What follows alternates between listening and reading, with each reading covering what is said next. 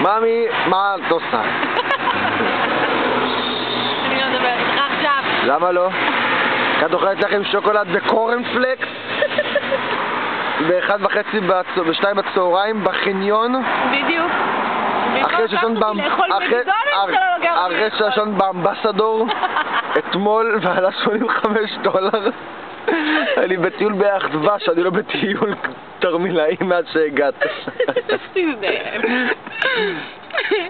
ולפני זה שאני תשתה לילות בגשם באוהל, אז שקט. את צריכה לרענן את זיכרוני, אני לא זוכר ששון מתישהו פעם אחת בגשם. מה, מי מפארק שם? ישן מתחת לכיסוי. מישהו, אני ישנתי על הגריל.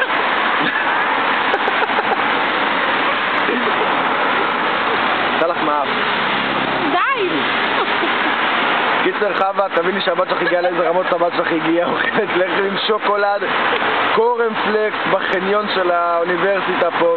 $5 על מקדונלדס אתה לא שם על הימין. טוב, תעשי שלום יפה.